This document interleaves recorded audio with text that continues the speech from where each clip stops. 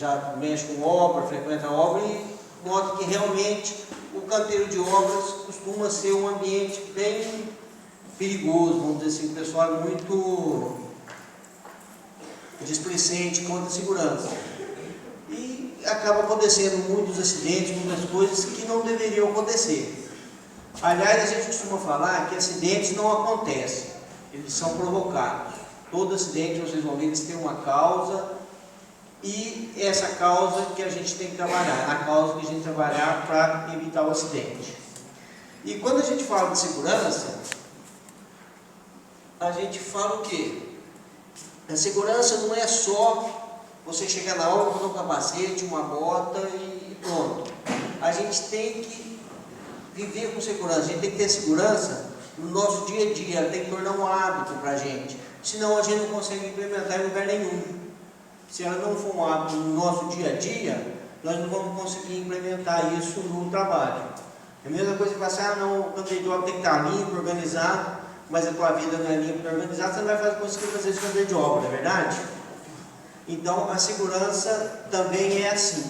A gente tem que viver com segurança para poder implementar a segurança no canteiro de obra, no nosso dia a dia de trabalho, para evitar que os acidentes apareçam. Ô, gente, eu vou falando, se vocês tiverem alguma pergunta, alguma dúvida, pode, eu levanto o braço, chama, certo? Pode perguntar. Então, vamos ver só alguns cuidados básicos que a gente precisa ter na nossa vida para viver com segurança.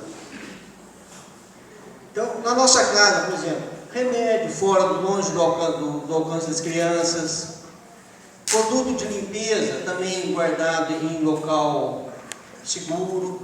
A gente vê muito quando produto de limpeza, até esse tempo atrás é uma lei que é o seguinte, proibindo o uso de garrafa PET e aqueles produtos de limpeza muito coloridos. Por que fizeram isso? Porque as crianças estão pegando e bebendo. Se tiver uma garrafa de refrigerante desse tamanho, cor de rosa, bonito, você bebe, né? Se você tem, você não, né? Se você tivesse 3, 4 anos de idade, bebia, né?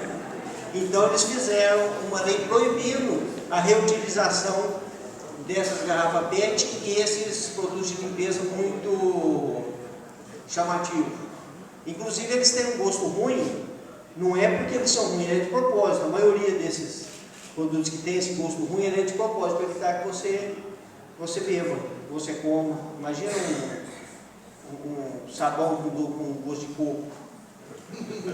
É gostoso, fica? Tem sabão de coco, mas ele é ruim, né? É. Outra coisa também, botijão de gás. O pessoal costuma fazer muito aquela casinha de botijão de gás, ou colocar o gás escondido embaixo da pia. O gás, ele é feito para ficar a céu aberto, ficar livre. E não precisa da casinha. Isso para a casinha vai para o cara roubar, né? O que acontece com o botijão de gás dentro da casinha? Alguém já viu o botijão de gás pegar fogo? Nunca viu? Ele nunca pega fogo. O fogo dele nunca é junto da boca do botijão. Por quê? Porque o gás ali tem uma pressão, não tem? Então, quando ele pega, para pegar fogo, vocês sabem que para pegar fogo a gente precisa misturar o combustível, o comburente que é faísca, né? Que nós precisamos de ar também, não precisamos? Então, como ele sai com muita força do botijão, ele só vai se misturar com o ar a uns 50, 60 centímetros da boca.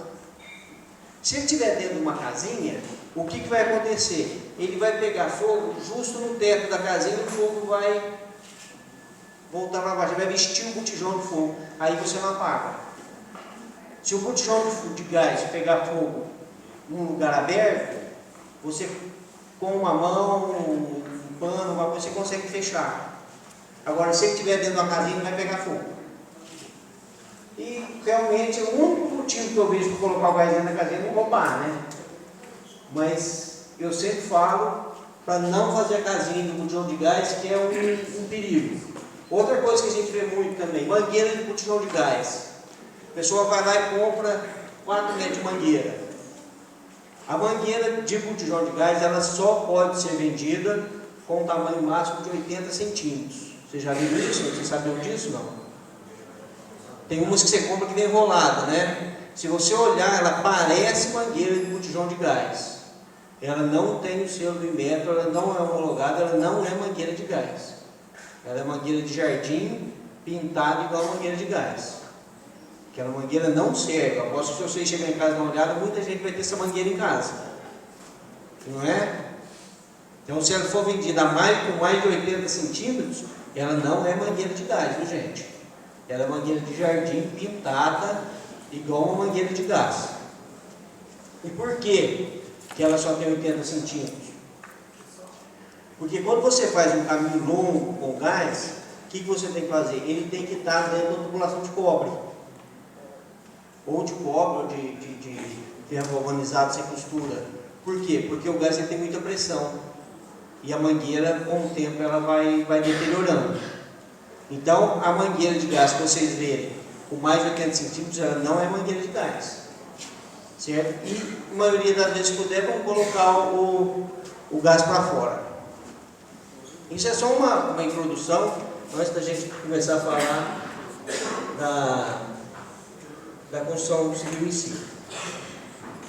Vocês, como técnico em edificações, alguns de vocês vão prestar serviço em empresas, correto? Esperamos que sim, né?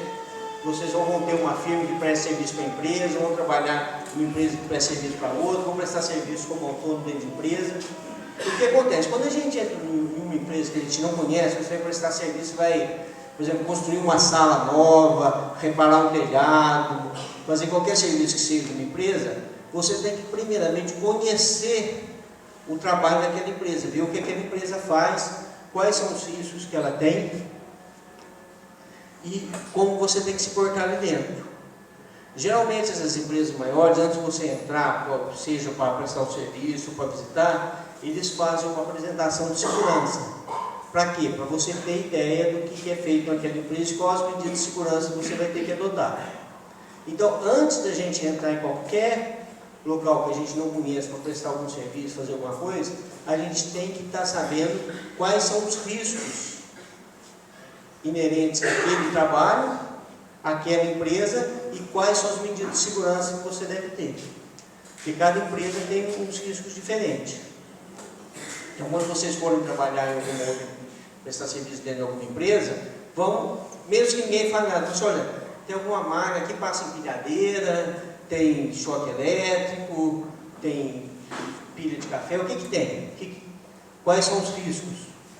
Para vocês não se acidentarem ou não causar acidente a outras pessoas.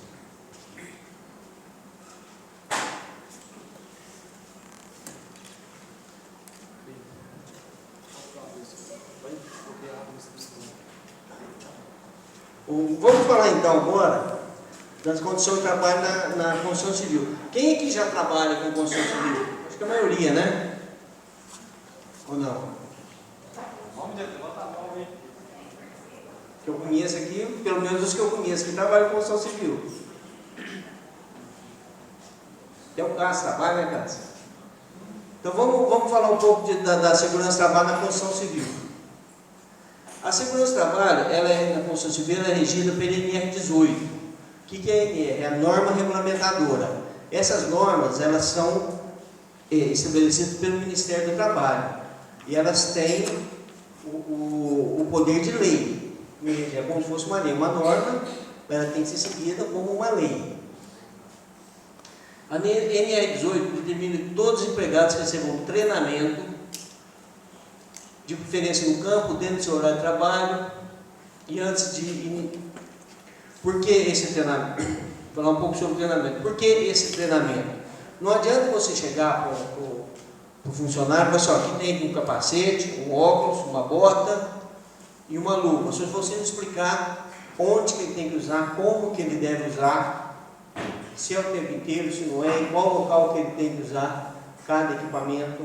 Então, se você não treinar o trabalhador, é o mesmo que você não dá o equipamento para ele, porque ele pode ser mal usado.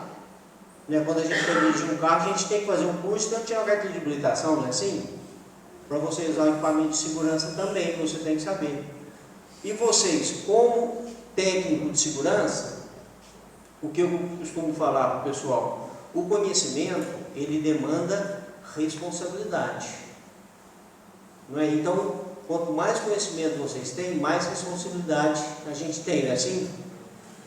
Então, vocês como técnicos de segurança, vocês vão ser mais responsáveis do que outras pessoas que não são técnicos de segurança, não é isso? Mais responsáveis do que vocês eram há 2, 3 anos atrás, concorda comigo? E por que isso? Porque vocês têm mais conhecimento. E o conhecimento, ele é atrelado diretamente à responsabilidade.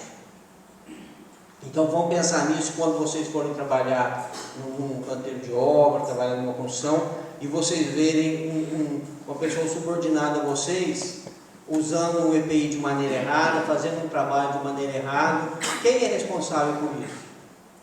Você vai achar, não, mas ele não é meu funcionário, não tem nada com isso. Tem sim, porque a partir do momento que a gente tem conhecimento, a gente tem responsabilidade. Essa responsabilidade é nossa. Então, se você sabe, você tem responsabilidade de agir de acordo com aquele conhecimento que você tem, correto? Estou achando vocês meio quietos, hein, gente? Oi? Antes de iniciar suas tarefas, o trabalhador deve ser informado sobre as condições de trabalho do canteiro, os riscos de sua função específica e as medidas de proteção coletiva e individuais. O que são medidas de proteção coletiva? Alguém sabe o que é, não? E equipamento de proteção individual? É o EPI. O EPI o que é? Aquele, como o nome diz, é individual, é meu. É o capacete, a luva, a bota, só eu uso. E a proteção coletiva? Que protege um conjunto de pessoas. São faixas, são guarda-corpos, são barreiras, são placas, cones, tudo o que protege o canteiro de obras inteiro, os trabalhadores, todos, eles são equipamentos de proteção coletivo. Aqueles andaimes, fachadeiros, aquelas bandejas que tem embaixo na construção dos prédios, esses são equipamentos de proteção coletiva, EPC. Evita que você caia. E outra coisa, quando você vai dar um treinamento de uso de EPI para o empregado, o que a norma diz? Ela tem que ser no horário de trabalho também. Você não pode pensar, depois do serviço nós vamos ver isso. Não, tem que ser no horário de trabalho antes de começar o serviço.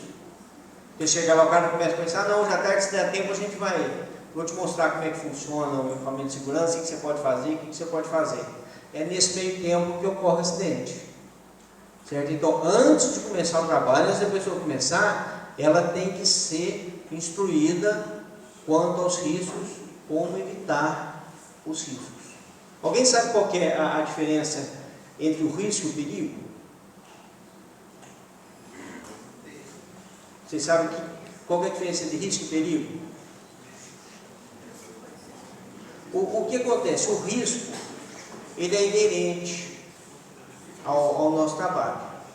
A nossa vida sempre tem um risco, em tudo. Quando você vai atravessar a rua, você corre o risco, quando você sai de casa, você corre o risco, tudo tem risco.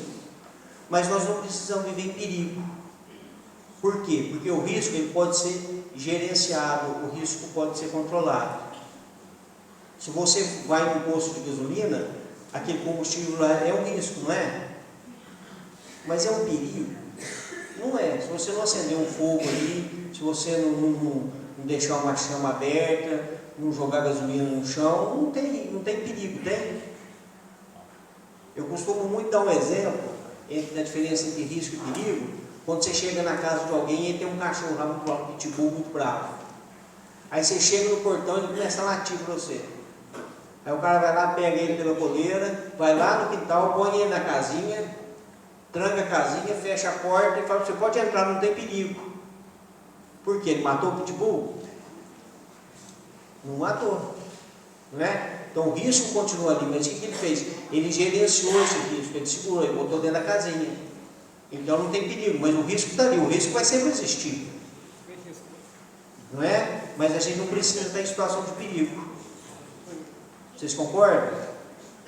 Então, vocês vão falar que a construção civil, é perigoso. Não, não é perigoso. Tem um risco grande. Se você souber gerenciar esse risco, você não vai estar em situação de perigo. O risco não tem como a gente eliminar. O risco existe. A gasolina vai pegar fogo sempre. O andaime vai ser alto, não é? O tijolo pesa, não é assim? O prego fura, isso tudo é risco. Mas você não precisa ser exposto ao perigo, precisa? Não é isso? Não é assim que funciona?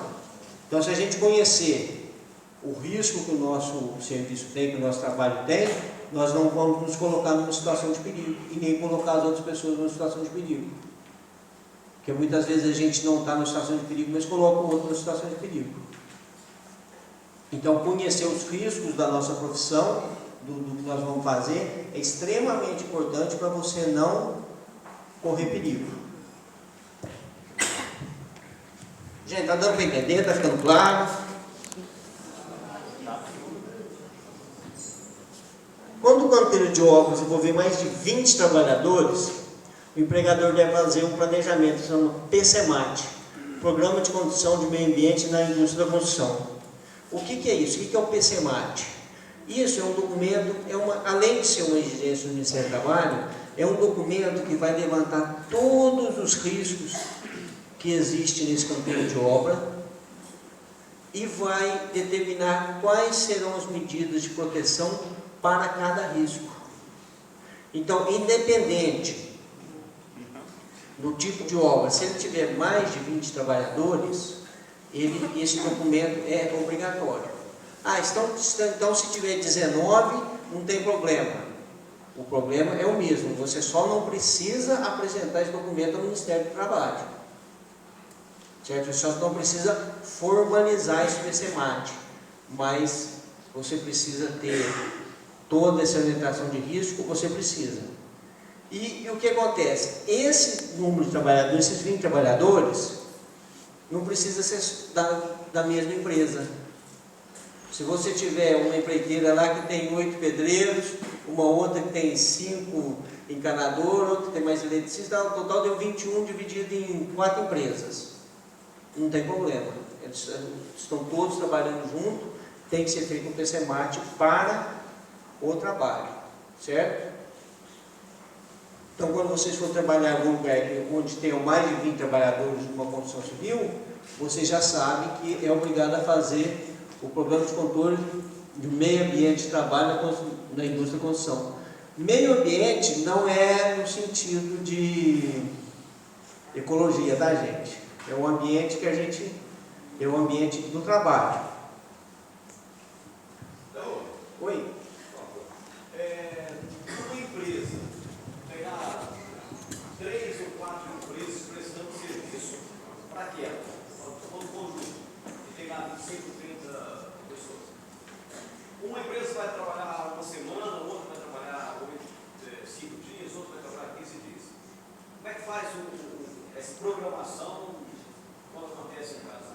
Então, nesse caso, quando tem essa rotatividade, tem trabalhos que são sazonais, o eletricista vai e volta, o cara da calha vai e volta, e o que vai ser feito um planejamento e esse programa vai ser feito considerando o máximo de trabalhadores que vai estar lá em qualquer época. Então, mesmo que numa época você só tenha 10, mas em alguma época você vai ter 25, em outra você vai ter 5, então esse PCMAT vai ser feito. Considera o máximo. Ele vai considerar o máximo de trabalhadores. Então, eu sempre costumo falar que esses programas, PCMAT, o PRA, esse tipo de programa, eles são só a formalização para o Ministério do Trabalho. Ele tem que existir na obra. Porque não adianta você fazer o papel e entregar ao Ministério do Trabalho. O que tem que ser feito é o contrário. Você tem que ter todo o sistema de segurança e escrever o que você faz. É o contrário. Você tem que escrever tudo que você está fazendo no canteiro de obra. E não escrever que você vai fazer isso, guardar na gaveta, entregar no Ministério do Trabalho, homologar e pronto. Isso não adianta, é o contrário. Você tem que escrever o que você está fazendo. E não escrever, vai lá e quando acontece uma coisa no ambiente de trabalho, o cara cai, machuca, quebra uma perna. Ah, mas está tudo certinho, que é documentação. Não. A documentação é formalização do que você está fazendo. E não intenção de fazer, tá, gente? Você tem que ficar muito claro. Formalização é o que você está fazendo. É igual quando você faz uma planta. Você faz uma planta para quê? Para seguir, não é? Aí você esconde, vai ter 4x3, uma porta aqui, uma janela ali, você faz isso para seguir, não é isso? Então você faz o PCMARTS também para seguir. Não adianta fazer e guardar, porque se acontecer alguma coisa, você está errado do mesmo jeito. Aliás, eu entendo que vai estar mais errado, porque você sabia, né? Sabia, escreveu, por que não fez? Esse planejamento aprende o cumprimento das normas ambientais, a prevenção de danos e notificações dentro do canteiro de obras que assegura a segurança e a saúde dos trabalhadores. Gente, sempre quando a gente fala de segurança do trabalho, a gente fala em quê? Em prevenção. Tá? A segurança do trabalho, ela não age na cura, ela age na prevenção. É uma ciência, vamos dizer assim, preventiva. Ela trabalha diretamente com a prevenção. É antes que o acidente aconteça. Gente, ela trabalha nas possíveis causas do acidente. Então, quando a gente fala de segurança do trabalho, sempre vocês vão ouvir falar de prevenção. Aí você fala assim, não sei se vocês conhecem técnico de segurança do trabalho, engenheiro de segurança do trabalho. Geralmente é aquele cara mais chatinho, né? Você não pode subir nessa escada assim. Você não vai pôr cinto, você não vai botar o capacete. Mas por quê? Porque nós temos que prevenir. Aí o pessoal fala assim, mas só 1% que sofre acidente, só 1% que morre, menos de 0,5%. E daí? E se esse 1% for você, como é que fica? Não é? Outra coisa muito importante, muito perigosa na prevenção de acidente é a estatística. Estatística para a gente é perigoso, por quê? Porque você tem que saber lidar com a estatística, saber lidar com esses números da estatística. Então você tem a quantidade média de acidentes que tem da construção civil por ano, por setor. Aí você fala assim, não, esse ano eu tive só 3 acidentes, então eu estou abaixo da média. Tudo bem, você está abaixo da média. Mas e o cara que acidentou? E o cara que morreu? Você vai lá falar para o filho dele que está dentro da estatística? Não vai, né? Então a estatística em segurança do trabalho é muito perigosa, viu, gente? Ela só serve para a gente se nortear. Saber onde está errado e onde não está. Mas vamos tomar muito cuidado quando a gente fala em estatística e segurança do trabalho, porque um que se acidenta é 100%. Não é? O cara se acidentou, para ele é 100%, não é? Então vamos ver, vestimenta. Eu acho que todo mundo que vai na construção civil vê os pedreiros todos vestidos assim, não é? Bota, calça comprida, luva, uma camisa grossa, chinelo, né? Quem que é pedreiro aqui? Tem quantos pedreiros aqui? Quantos que usam capacete? Quanto? Ninguém? 2, já tá bom, né? Para andar de moto, usa. Niveladinho, certinho, tem 100 metros, tá tudo certinho. Não, também, né? Aí o que ele falou, quando você está numa firma, a firma exige que você usa. Trabalhou no fórum, exigiu. Então quer dizer que o tijolo do fórum é pesado, o outro que você usa não. Né? Fora dele, tua cabeça está tranquila. Né? Gente, isso acontece com a gente. Isso é normal. A gente sempre pensa assim. Eu estou numa firma, eu vou usar porque a firma exige, eu tenho que assinar o recibinho, eles me explicam como é que usa, se eu não usar, vou tomar uma advertência, não é assim? Aí a gente sai dali, com a gente costuma ser displicente. Porque conosco não vai acontecer acidente, vai? A escada comigo não quebra, o tijolo não cai na minha cabeça, eu não escorrego do andaime, mas com o companheiro acontece. Não é? Eu amarro uma escada na outra. Isso é normal, a gente costuma ser displicente, não só no trabalho, mas no dia a dia. Então, isso que ele falou, que é um exemplo muito importante. Trabalhou no fórum com uma firma grande que usou, saiu de lá, já era, né? Sabe de onde é que está o capacete mais? Já devolveu. Devolveu o capacete, devolveu o tiro e nunca mais depois o outro. Tinha um conhecido meu que trabalhou muito, ele tinha mania de usar capacete, né? Ele pegou perigo para mim. Toninho capacete, todo mundo conhece Toninho capacete nos pés, né? Ah, então todo mundo tem medo de pôr a capacete para não ficar com o Toninho capacete. Tinha que ser o contrário, todo mundo tinha que usar capacete para ficar igual o Toninho capacete. Não é assim? Capacete não deixa careca não, gente. Olha lá, o seu Nazinho nunca usou capacete na vida lá. Ele nunca usou capacete. O problema foi esse, você pode pôr capacete à vontade, o capacete não deixa careca não. É, né? Você está sendo ilustre ele, né? Então, gente, isso acontece mesmo. Esse exemplo que ele deu aqui é o mais normal. Quando a firma exige, usa. Quando a gente precisa usar, não usa. Uma obra de chinelo é comum. Chinelo não é o comum, mas tem muito, né? Eu acho que chinelo tem em casa, banco, olha lá. Isso tem muito. Não tem cara que vai trabalhar de chinelo, espeta o prego no pé, torce, deixa o tijolo cair no dedão. Não acontece? A gente precisa pensar um pouco mais na segurança da gente. A gente não pode machucar. Acontece, eu costumo falar o seguinte: não, mas se eu machucar não tem problema, eu tenho seguro, eu estou no INSS, eu vou ficar afastado do INSS vai pagar, mas e daí? Quem vai bancar eu sei, quem vai sentir a dor é você, não é? Isso não tem. E outra coisa importante que acontece quando a gente se acidenta. Você se acidenta, você vai ficar, vamos por 2 ou 3 meses encostado. O mundo para vocês ficarem encostados? Não para, né? Então aquela obra que você ia tocar, aquele serviço que ia fazer, alguém vai fazer no teu lugar, não vai? Não vai? Ou vai parar o mundo?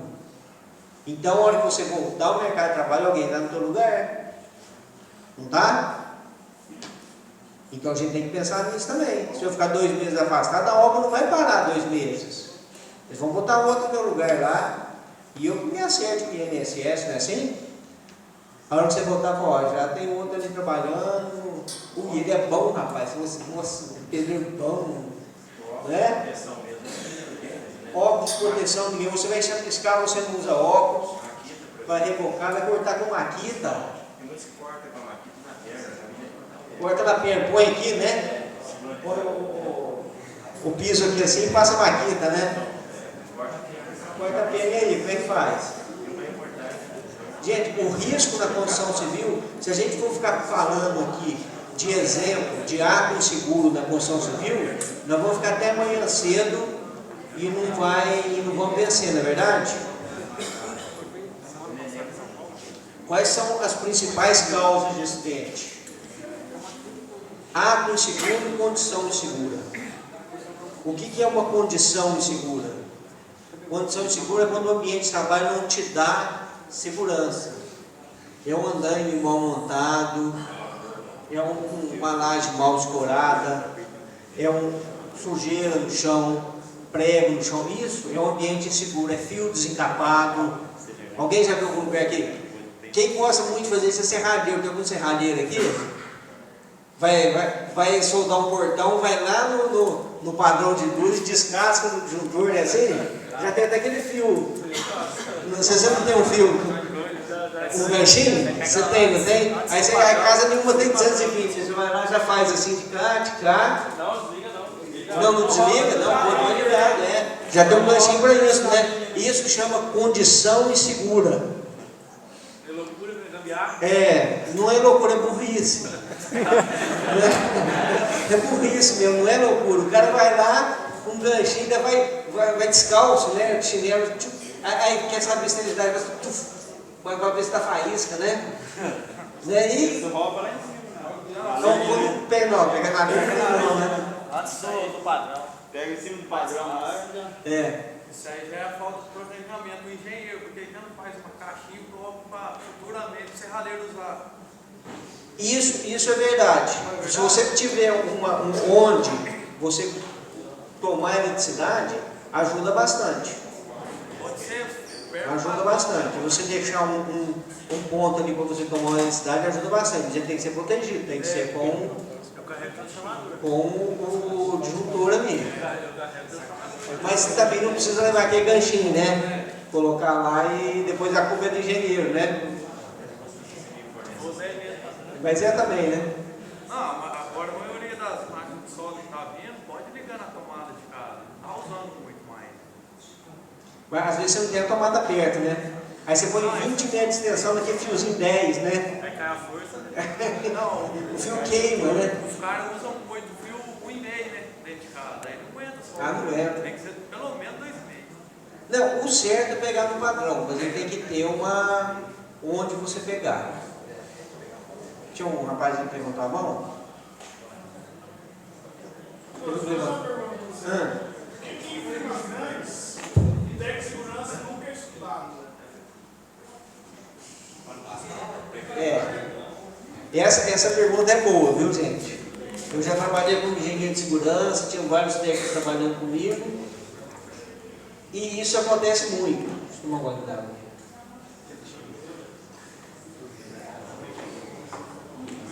Isso depende muito da empresa, o tipo da empresa, o tanto que a empresa investe em segurança. Tem muita empresa que contrata o técnico de segurança porque precisa do técnico de segurança, porque o número de empregados faz com que ele tenha um técnico de segurança. Aí ele chega o técnico de segurança e fala assim: olha, você vai trabalhar, mas você vai ficar quietinho aqui, eu não quero você enchendo o saco de ninguém. Certo? Então, aí nesses casos o técnico realmente ele não é ouvido. Nem pelos funcionários, nem pelo patrão, nem por ninguém. Até que aconteça alguma coisa, aí vai todo mundo correr atrás de pelada, né? Ah, mas tinha documento disso, documento daquilo? Tinha, mas não adiantou nada, o cara morreu do mesmo jeito. Agora, as empresas que primam pela segurança, que investem em segurança, o técnico de segurança ele é muito respeitado, sim. Tem empresas que a gente vai, somente empresas maiores e multinacionais, que o técnico de segurança é autoridade dentro da empresa. Não sei se você já teve a oportunidade de entrar na Alcoa, uma firma desse porte. Já foi, não? Eu trabalhava na firma que tinha 3 técnicos de segurança e engenheiro de segurança. Acontecia em torno de 5 acidentes por mês na mesma ocasião. Vamos ver. Só que mesmo assim não respeitavam porque precisava da produção. Aí Só ia dar resultado com o sindicato. ia lá e metia o fumo, né? Aí realmente. Oi? Se não for através da multa, não tem resultado. Quando tem um conflito entre produção e segurança, é difícil realmente você coordenar esses dois movimentos. A produção quer produzir e a segurança quer que tenha segurança. Então, um acha que está produzindo, que pode produzir com segurança, o outro acha que se ele tiver segurança ele vai produzir. Então, isso aí é um meio do caminho que tem que ser encontrado. A segurança e a produção, e esse sempre houve problema. Sempre houve. Enquanto você, infelizmente, gente, a segurança, ela é movida por ação e reação. Enquanto não acontece um acidente grave ou uma multa muito pesada, não são tomadas providências.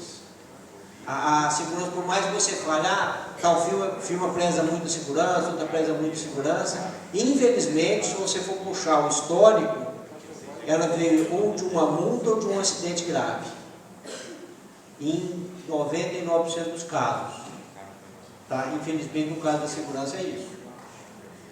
O que você falou acontece muito, o técnico não é respeitado, a própria direção da empresa só você fica quietinho, você não enche o saco, não. Você está aqui só porque o Ministério da Trabalho mandou a gente contratar um técnico. A gente vê muito técnico de segurança fazendo outras funções. Eu não sei se vocês têm algum técnico de segurança aqui que fez técnico de segurança, agora está fazendo edificações. Você fez técnico de segurança? Fez aqui não? Fez foi um aluno? Ué. Olha lá. Deve estar chata essa palestra, hein? Tá não? Você escutou isso, né? Você trabalha como técnico de segurança ou não? Não, por quê? Trabalho no instituto.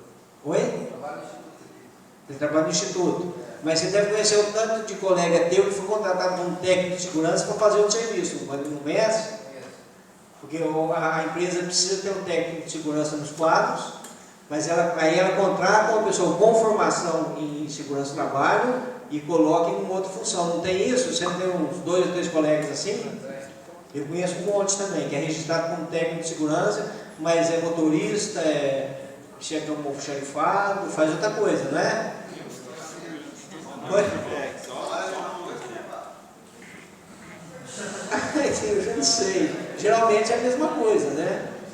Geralmente ganha como técnico de segurança.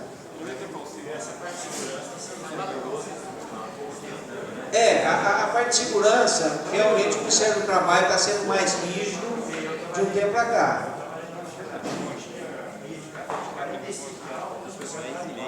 Você vai ver quando a cooperativa?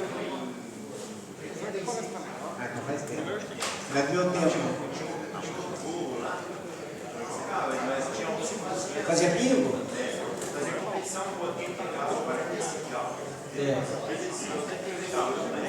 Não, tá.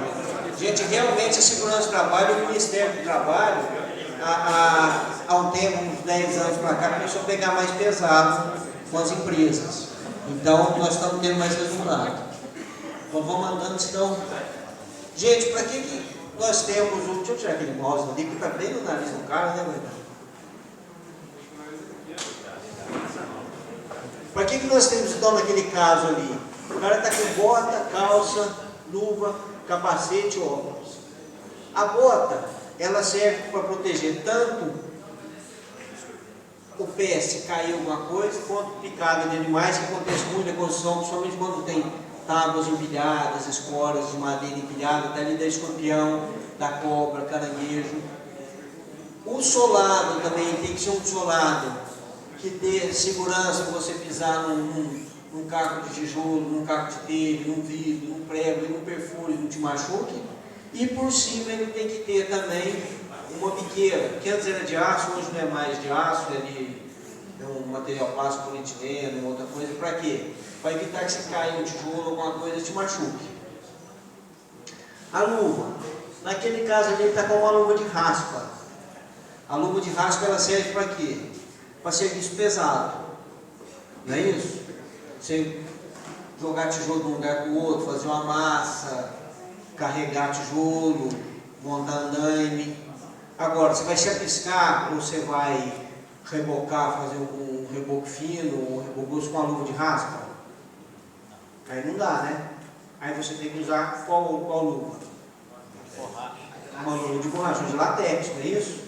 Por quê? Porque a de látex te dá sensibilidade para o trabalho e vai te proteger contra o cal, o cimento, porque ali não tem material para te cortar. A gente chama de materiais perfuro cortantes. O que é? Que posso te espetar na mão, que posso te cortar.